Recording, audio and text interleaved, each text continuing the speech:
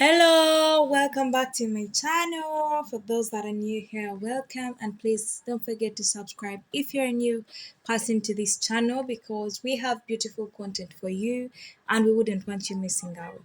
So in today's video, we're going to look at the economy at independence. So, Uganda enjoyed a strong and stable economy in the years approaching independence. At independence in 1962, the economy was small but one of the most promising in the sub-Saharan Africa. At independence, the total GDP for Uganda was just above US 68 million, which is about shillings 177 billion in today's shilling. So the economy was really promising to in the period towards independence, and it kept growing. The GDP grew to about US 108 million by 1966. The post-independence decade, that is the period after independence, the post-independence decade of 1962 to 1971 was a period of considerable economic prosperity, and it was characterized by the following. So these are the characteristics of the post-independence period. Characteristics of the post-independent period. We have the average annual GDP growth rate of 6% per annum. There's real GDP per capita at a growth rate of 3% per annum. We had economic growth that averaged at 4.5% a year.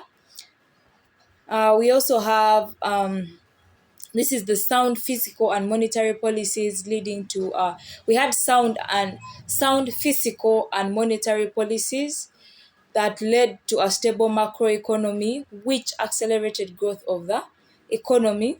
We have stable prices, that means inflation was manageable and it never exceeded a single digit, which led to low cost of living.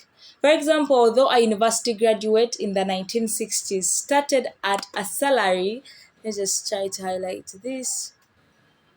Although a university graduate in the 1960s started at a salary of shillings 1,500 a month, he or she commanded a better living standard than his grandchild today. Why? The costs of living were low. So that money was just enough. Unlike today, whereby shillings 1,500 cannot even buy a loaf of bread. So by then, the exchange rate was shillings 7 per dollar, meaning that a graduate earned about US 214, which, if adjusted for inflation, would come to about shillings 1,005 annual shillings would come to about $1,500. This was US 214, which, if inflated, adjusted for inflation, comes to about $1,500 in 2014 terms. That would mean that a fresh graduate in the 1960s earned about shillings 3.9 million in 2014 money, which was good money. And looking at the cost of living, it was really much. So the other characteristics of the period, of the post-independence period, we had the balance of payment was in surplus. This was on account of strong export performance. So the exports were more than the inputs, which is a good thing for the country.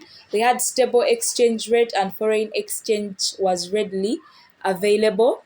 The GDP per capita, this is per individual, was about $512 in 1980 prices. And this GDP per capita was the fifth highest in Eastern and Southern Africa, after South Africa, Zimbabwe, Mauritius, and Zambia. So Uganda came after these countries in its GDP per capita. It was the fifth highest in the Eastern and Southern Africa. We also had the national saving rate was among the highest in the region, being of 13.4% of the GDP. It covered 13.4% of the GDP, the national saving rate. Exports of goods and services accounted for 25%. This is the exports.